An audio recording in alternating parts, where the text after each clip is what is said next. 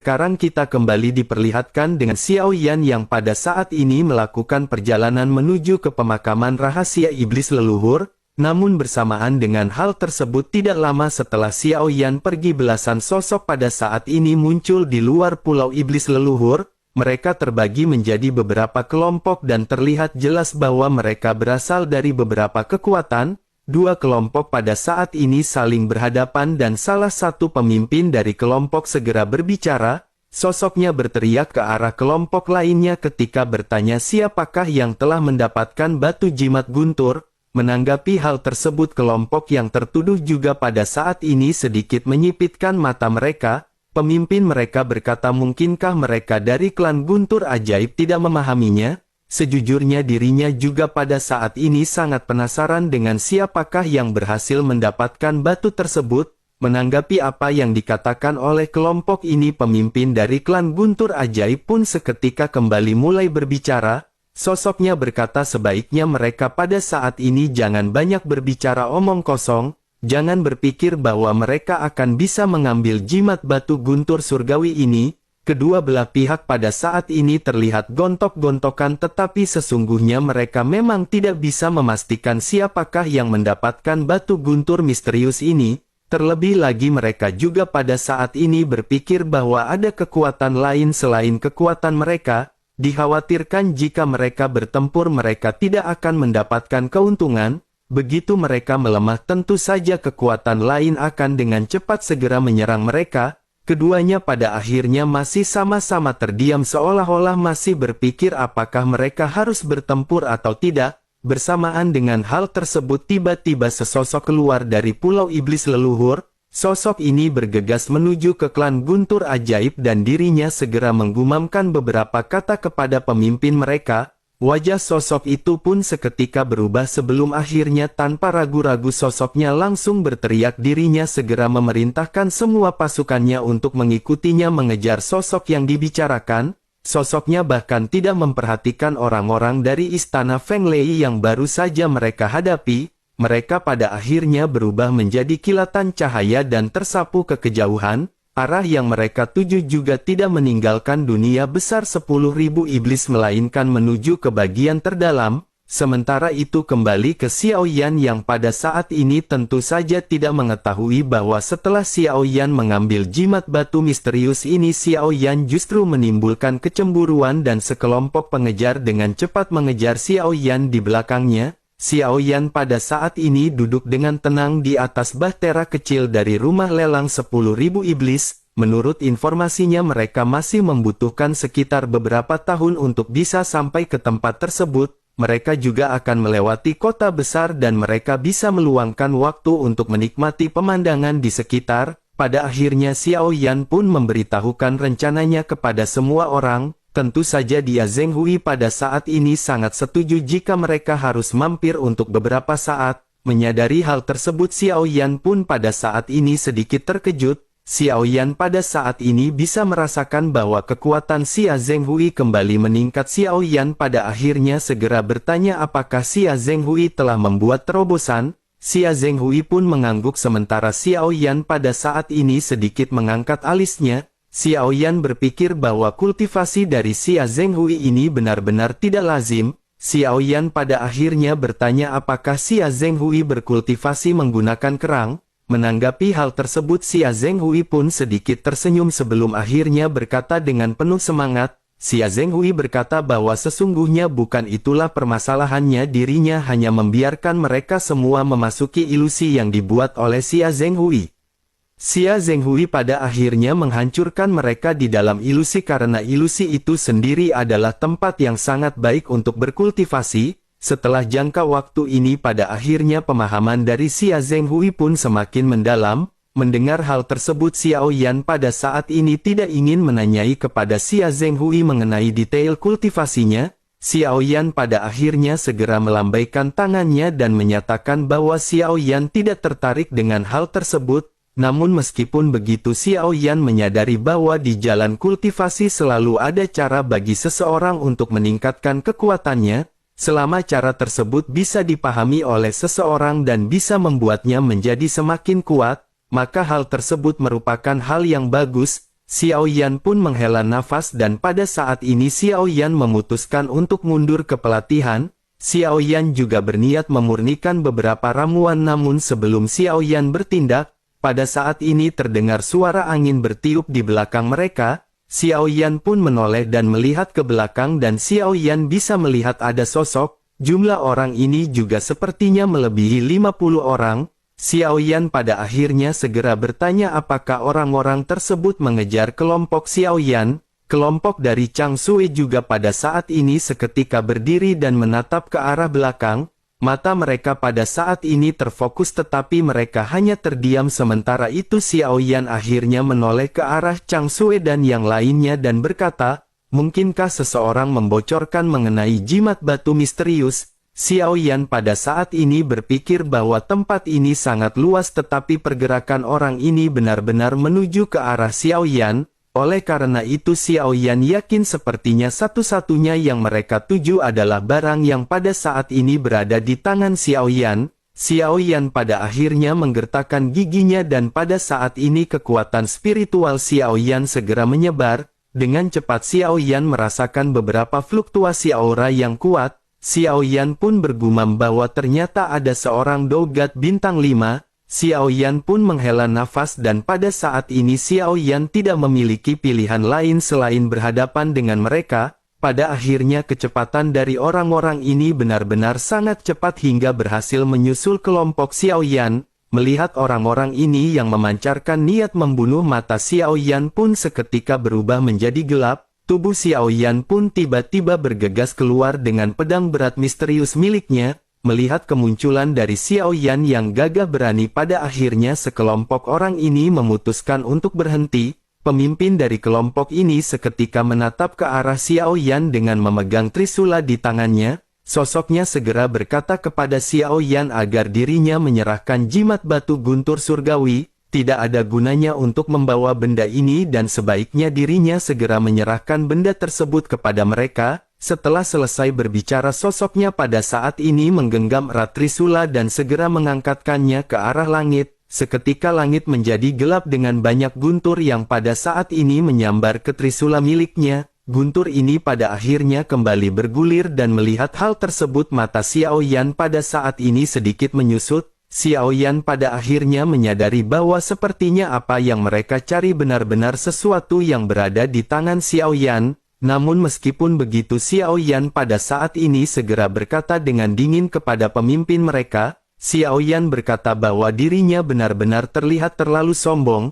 Begitu Xiao Yan selesai berbicara api dari pedang berat misterius pun seketika menjadi lebih kuat. Pada saat yang sama kekuatan guntur juga melintas di lengan Xiao Yan dan ledakan yang kuat seketika menyebar. Melihat kekuatan yang ditampilkan oleh Xiao Yan ini pemimpin dari kelompok ini pun seketika sedikit tersenyum. Sosoknya berkata bahwa seorang kultivator petir biasa saja benar-benar berani berlaga di hadapannya. Izinkan pada saat ini dirinya memberitahu kepadanya kekuatan sejati dari guntur.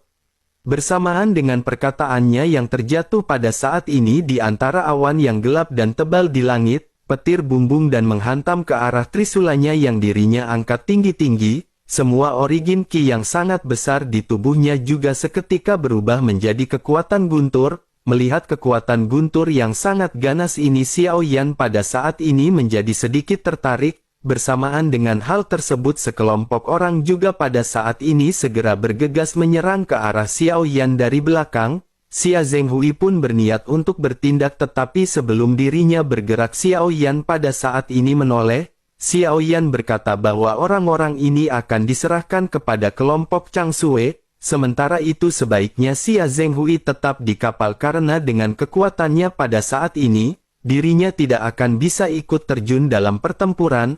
Xia Zhenghui pun hanya bisa terdiam dengan ekspresi keluhan di wajahnya sementara itu setelah menerima perintah dari Xiao Yan, Chang Sui dan yang lainnya pada saat ini tidak bisa berdiam diri, mereka pada akhirnya bergegas untuk melawan sosok-sosok yang pada saat ini menyerang ke arah Xiao Yan. Dengan kekuatan mereka pada saat ini mereka pada akhirnya dapat dengan mudah menghabisi banyak orang. Chang Sui juga pada saat ini menoleh ke arah Xiao Yan dan menjelaskan identitas mengenai orang-orang yang menyerang ke arah mereka. Chang Sue menjelaskan bahwa pemimpin dari klan guntur ajaib ini bernama Lei Xuang, dirinya juga ada dalam daftar undangan rumah lelang tingkat surgawi, kekuatannya dikatakan sepertinya berada di tahap awal dari Dogat Bintang 5, kekuatan guntur yang dahsyat ini juga dapat merusak musuh dengan parah dalam waktu yang sangat singkat. Kekuatan tempurnya benar-benar luar biasa dan pada level yang sama jika tubuh fisik lawannya tidak cukup kuat maka mereka tidak akan mampu menahan kekuatan petir. Mendengar hal tersebut Xiao Yan pada saat ini hanya terdiam sementara Kulin memandangi sosok ramping dari Lei Xuang. Sosoknya berkata bahwa dirinya tidak tahu apakah Tuan Xiao Yan akan bisa menghadapinya. Ini benar-benar sangat memusingkan dan bahkan jika mereka bekerja sama, mereka mungkin tidak akan bisa menang melawannya. Semua orang pada akhirnya hanya bisa menghela nafas dan pada saat ini hanya bisa fokus dalam pertempuran. Sementara itu pada saat ini pertempuran di antara Xiao Yan hendak pecah. Xiao Yan tampak sangat bersemangat dan bahkan pada saat ini mengambil inisiatif untuk menyerang. Guntur yang menembus langit juga pada saat ini terbungkus dalam trisula milik Lei Xuang. Sosoknya juga bergerak dengan lautan guntur yang berkedip-kedip di belakangnya. Awan tebal dan guntur yang keras pada saat ini seketika membombardir ke segala arah. Petir ini seketika diarahkan ke arah Xiao Yan sementara Xiao Yan pada saat ini sedikit tersenyum. Begitu guntur hendak mencapai Xiao Yan pada saat ini Xiao Yan segera mengeluarkan tombak Dewa Guntur. Guntur yang baru saja dilesatkan ke arah Xiao Yan pada akhirnya dibalikkan oleh Xiao Yan dan pada saat ini melesat ke arah Lei Xuang. Lei Xuang pun seketika sedikit terkejut dan tanpa sadar bergumam ketika melihat senjata Xiao Yan bahwa ini adalah tombak Dewa Guntur. Namun tidak lama setelah itu sosoknya pada saat ini segera bersiap dengan serangan guntur yang melesat ke arahnya. Lei Xuang pada akhirnya berhasil menghindari serangan dari guntur ini dengan memecah kekuatan guntur. Namun meskipun begitu Lei Xuang pada saat ini benar-benar dipenuhi dengan keterkejutan melihat apa yang baru saja dilakukan oleh Xiao Yan. Lei Xuang pun tiba-tiba memandang ke arah Xiao Yan dengan ekspresi ketidakpercayaan. Kekuatan guntur yang baru saja dikeluarkan oleh Xiao Yan ini menandakan dengan jelas bahwa Xiao Yan bukanlah seorang kultivator guntur sederhana. Lei Xuang juga seketika merasa bahwa Xiao Yan ini sepertinya berasal dari suatu kekuatan besar atau ras kultivator guntur. Matanya juga pada akhirnya sedikit menyipit ketika menatap ke arah Xiao Yan dan dirinya lanjut bertanya apakah Xiao Yan berasal dari istana Feng Lei. Namun sepertinya tidak mungkin karena istana Feng Lei tidak memiliki sarana seperti apa yang baru saja dikeluarkan oleh Xiao Yan. Sementara itu di sisi lain Xiao Yan pada saat ini terlalu malas untuk berbicara omong kosong. Xiao Yan pun segera melesat ke udara dengan busur guntur yang melintas di lengannya. Guntur terus-menerus mengembun di antara jari-jarinya dan bola guntur perlahan-lahan mulai terbentuk. Xiao Yan pun berteriak perlahan ketika Xiao Yan mengeluarkan teknik jari penghancur guntur. Bola guntur pun seketika meledak dengan sinar guntur yang kuat dan menyapu ke arah Lei Xuang. Kecepatannya juga sangat cepat dan kekuatan yang mendominasi ini seketika mengejutkan Lei Xuang. Sumber origin Qi pun seketika melonjak keluar dari tubuhnya dan dengan lambaian tangannya, petir yang terhitung jumlahnya membentuk perisai di sekitarnya. Tidak lama setelah itu suara ledakan yang menggelegar pun terus bergema dan kekuatan jari penghancur guntur ini benar-benar menyapu Lei Xuang. Seketika semua guntur di sekitarnya juga runtuh. Tubuh Lei Xuang juga pada saat ini terpental mundur dengan jejak udara putih yang muncul di tubuhnya. Namun meskipun begitu kekuatan fisik dari mereka yang mengolah guntur tentu sangat kuat. Pukulan Xiao Yan ini pada akhirnya tidak menyebabkan kerusakan berarti pada Lei Xuang. Namun meskipun begitu wajah Lei Xuang pada saat ini berubah menjadi lebih serius. Dirinya pada saat ini menyadari bahwa orang yang berada di hadapannya ini benar-benar merupakan musuh yang cukup kuat. Pada akhirnya Lei Xuang pun menggertakkan giginya dan kembali mengayunkan trisula di tangannya.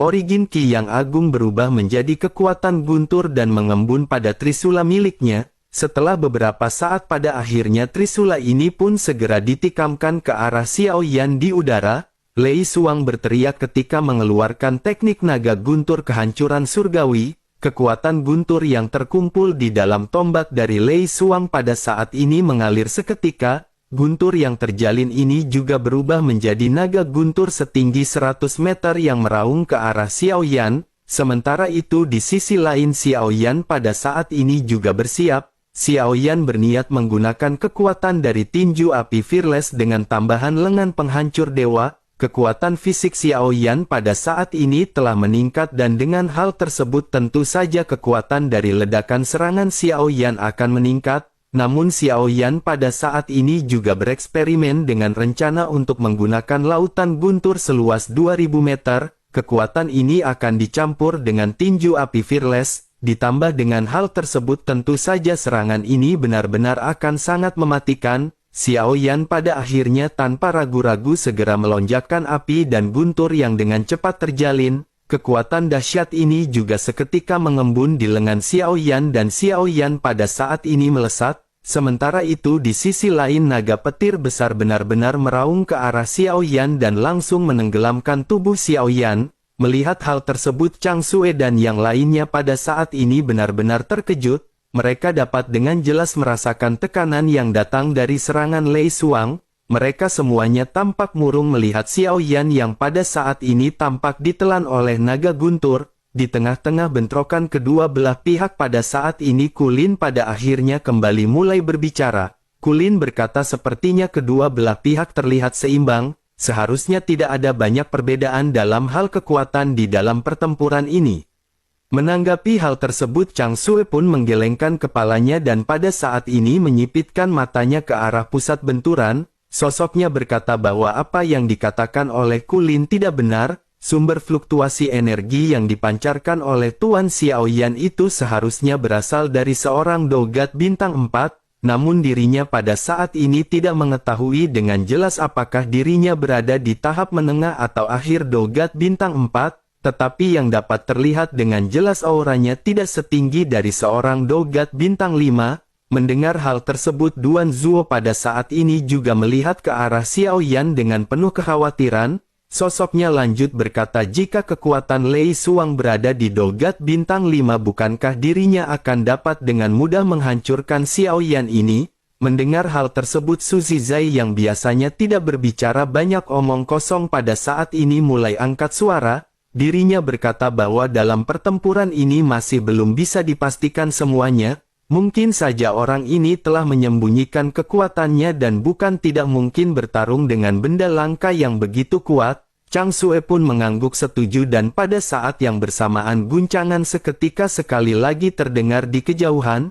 Gelombang kejut pada saat ini menyebar ke segala arah bersamaan dengan suara keras yang melonjak. Begitu semua orang menatap ke arah pusat benturan mereka semua bisa melihat lautan api yang mengerikan. Saat berikutnya bahkan lebih mengejutkan dengan naga petir yang benar-benar roboh dalam waktu sekejap. Sesaat setelah itu sesosok tubuh melesat keluar dari lautan api. Sosok tubuh ini diikuti dengan tubuh lainnya yang menggenggam sosok yang ternyata adalah Lei Suang. Semua orang pada saat ini terkejut melihat sosok Xiao Yan yang mencekik Lei Suang. Xiao Yan juga pada saat ini segera berbicara sebaiknya dirinya mengatakan kepada Xiao Yan apakah jimat batu ini. Jika dirinya masih ingin bertarung maka Xiao Yan pada saat ini tidak akan menahan diri lagi. Mendengar apa yang dikatakan oleh Xiao Yan Lei Suang pada saat ini sama sekali tidak ingin mengalah.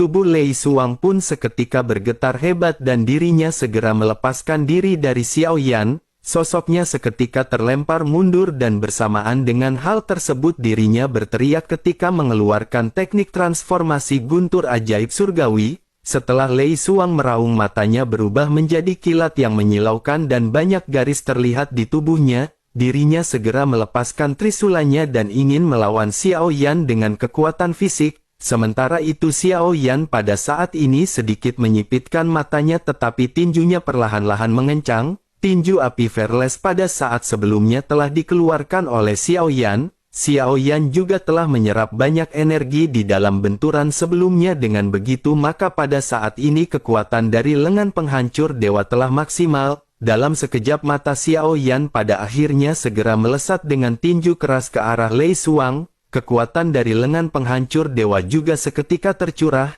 Tinju kedua belah pihak pada saat ini benar-benar bertabrakan dengan sengit, kekuatan guntur dari kedua belah pihak juga menyapu satu sama lain, ruang di sekitarnya terus meledak dan berputar seolah-olah tempat ini benar-benar akan diancam dengan keruntuhan. Untuk sesaat keduanya tampak imbang ketika bersaing, namun pada saat yang sama jubah beracun dalam lengan Xiao Yan seketika terbang ke leher Lei Xuang. Ekor dengan jarum beracunnya pada saat ini segera menyengat dengan keras. Lei Xuang pun berteriak dan pada saat ini kekuatannya mulai tidak stabil. Tinju Xiao Yan yang menekannya juga pada saat ini segera membuat suara retakan. Suara retakan ini bersumber dari lengan Lei Xuang yang pada saat ini sedikit merintih. Xiao Yan juga pada saat ini langsung meraih ke arah leher dari Lei Xuang dan melesatkan pukulannya. Xiao Yan juga lanjut melesatkan tendangannya mengenai perut Lei Xuang dengan keras. Lei Xuang pun memuntahkan seteguk besar darah bercampur dengan organ dalam yang hancur. Dirinya juga bisa merasakan dan mendengar bahwa semua tulang di tubuhnya pada saat ini sepertinya telah hancur. Tubuhnya seketika berubah menjadi sangat lemah dan dirinya bahkan tidak bisa menstabilkan sosoknya. Terlebih lagi racun hitam di lehernya juga pada saat ini menyebar dengan cepat dan matanya tiba-tiba dipenuhi dengan ketakutan. Dirinya bisa merasakan krisis hidup dan mati di hatinya ketika menatap ke arah Xiao Yan. Sosoknya buru-buru mengeluarkan beberapa pil penawar racun dan menelannya. Guntur yang kuat juga segera menyapu tubuhnya dengan gila-gilaan untuk menahan penyebaran racun. Namun meskipun begitu bahkan jika dirinya merupakan seorang dogat, maka hal itu tetap saja akan membutuhkan waktu untuk pulih dari organ dalam yang terserang dan hancur. Sementara itu di sisi lain Xiao Yan juga pada saat ini tidak memberinya waktu untuk pulih. Tepat ketika Lei Xuang menelan pil detoksifikasi sosok Xiao Yan muncul di atas kepalanya. Xiao Yan pada saat ini mengacungkan pedang berat misterius di tangannya dan menatap dengan dingin ke arah Lei Xuang. Selama Xiao Yan berniat maka pada saat ini Xiao Yan akan bisa menghancurkan kepala dari Lei Xuang berkeping-keping dalam sekejap. Namun Xiao Yan tidak melakukan hal ini dan hanya menatap ke arah Lei Xuang dengan dingin. Xiao Yan pada akhirnya perlahan berkata agar Lei Xuang menceritakan semua yang dirinya tahu. Mungkin dengan dirinya yang memberitahukan informasi mengenai jimat batu misterius ini Xiao Yan akan melepaskannya dan membiarkannya hidup. Lei Xuang pada saat ini hanya menatap ke arah Xiao Yan dan berpikir bahwa dirinya tidak memiliki kekuatan untuk melawan, tetapi pada saat ini ada suara siulan lain di belakangnya. Xiao Yan pun menoleh ke arah sumber suara angin dan melihat sekelompok tim muncul di sisi yang jauh. Xiao Yan segera menyadari sepertinya mereka memiliki tujuan yang sama dengan Lei Xuang. Melihat hal ini Xiao Yan pun mengerutkan kening dan Xiao Yan pada saat ini menundukkan kepalanya. Xiao Yan menatap ke arah Lei Xuang dengan mata yang dipenuhi niat membunuh. Xiao Yan pun menggelengkan kepalanya tanpa ragu dan berniat menghantamkan pedang berat misterius ke kepala Lei Xuang. Sementara itu Lei Xuang menyadari apa yang pada saat ini dipikirkan oleh Xiao Yan. Lei Xuang pun segera berkata bahwa mereka bukan. Sebelum Lei Xuang bisa menyelesaikan kata-katanya pada saat ini kepalanya benar-benar langsung hancur. Di saat yang sama Xiao Yan juga tidak berhenti dan segera mengangkat tangannya. Nyala api berkobar dari telapak tangan Xiao Yan dan langsung membakar tubuh Lei Xuang menjadi abu. Xiao Yan juga mengambil cincin penyimpanan dari Lei Xuang dan pada saat ini Xiao Yan membiarkan jiwa Lei Xuang pergi dan tidak berencana untuk menghabisinya. Metode tegas dari Xiao Yan ini benar-benar segera membuat Chang Sue dan yang lainnya menyipitkan mata mereka. Sementara itu Xiao Yan pada saat ini masih menundukkan kepalanya. Xiao Yan menatap ke arah cincin penyimpanan dari Lei Xuang dan Xiao Yan sedikit memeriksanya. Xiao Yan pun terkejut menemukan bahwa isinya benar-benar luar biasa dengan total 700 juta pil origin Qi. Tiba-tiba seberkas cahaya melintas di mata Xiao Yan dan perlahan mengangkat kepalanya menatap ke arah sosok yang mendekat dari kejauhan. Xiao Yan pada akhirnya bergumam sepertinya utang Xiao Yan akan segera bisa dilunasi. Sementara itu di sisi lain setelah melihat kematian dari pemimpin mereka puluhan anggota dari klan Guntur Ajaib mundur satu demi satu dengan cepat. Mereka pada saat ini bahkan tidak menoleh ketika melintasi orang-orang dari kuil Feng Lei. Melihat banyak anggota dari klan Guntur Ajaib yang pada saat ini berhamburan, orang-orang dari istana Feng Lei juga pada saat ini menunjukkan ekspresi keraguan-raguan. Pria yang memimpin kelompok juga pada saat ini mendengus dingin dan bergumam sepertinya Lei Suang telah gagal, namun mengingat kekuatan yang dirinya miliki, bagaimana mungkin dirinya bisa dibunuh dengan mudah. Mendengar hal tersebut, salah seorang di belakangnya juga pada saat ini segera mengkonfirmasi hal tersebut. Sosoknya berkata kepada pemimpin mereka yang bernama Wei Qing. Dirinya menjelaskan bahwa sepertinya Lei Suang juga tidak terlihat ketika Guntur Ajaib melarikan diri. Mungkin saja dugaan dari Tuan Wei Qing benar, di mana Lei Suang sepertinya telah terbunuh. Mendengar hal tersebut, Wei Qing pun sedikit menyipitkan matanya dan berkata seharusnya itu tidak mungkin. Namun jika melihat dari cara klan mereka yang melarikan diri barusan, hal itu terlihat sangat memalukan dan kemungkinan ini juga bisa terjadi. Beberapa orang di belakang Wei Qing pada saat ini mengangguk berulang kali menyetujui apa yang dikatakan oleh Wei Qing. Mereka pada saat ini berada kurang dari 200 meter dari posisi Xiao Yan.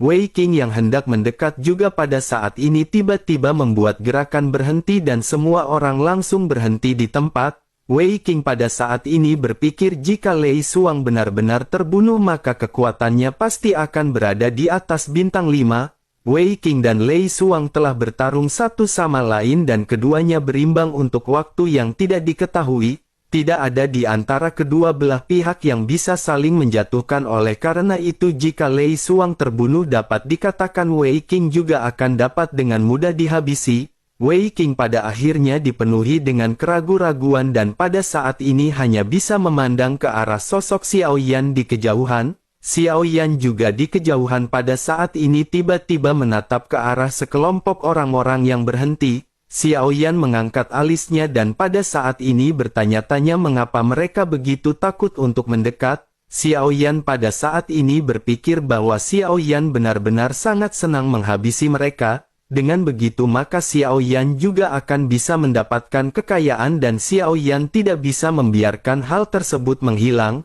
Xiao Yan pada akhirnya bergumam bahwa mereka tidak bisa membiarkan orang-orang ini melarikan diri. Seharusnya mereka memiliki banyak pil origin Qi di tangan mereka dan hal tersebut akan menjadi milik Xiao Yan. Xiao Yan akan memanfaatkan mereka untuk bisa membayar hutang-hutangnya. Xiao Yan pada akhirnya berinisiatif untuk memancarkan aura dari dogat bintang 4 tingkat menengah miliknya. Ini adalah satu-satunya cara untuk membuat mereka mengendurkan kewaspadaan. Apa yang diharapkan oleh Xiao Yan ini memang benar karena Wei Qing tiba-tiba mengangkat kepalanya menatap ke arah Xiao Yan di sisi yang jauh. Dirinya merasakan aura dari dogat bintang 4 milik Xiao Yan. Dirinya berpikir bahwa seorang dogat bintang 4 memiliki lautan bintang yang lebih sedikit daripada dogat bintang 5. Terlebih lagi setelah pertempurannya dengan Lei Suang tentu saja kekuatannya akan terkuras. Sepertinya ini juga merupakan momen yang baik baginya untuk menyerang orang tersebut. Sementara itu di sisi lain sosok Xiao Yan pada saat ini berpura-pura berbalik dan kembali ke Bahtera. Xiao Yan berpura-pura berniat melarikan diri dan melihat hal tersebut mata Wei Qing tiba-tiba menyipit dan dirinya semakin yakin untuk menyerang.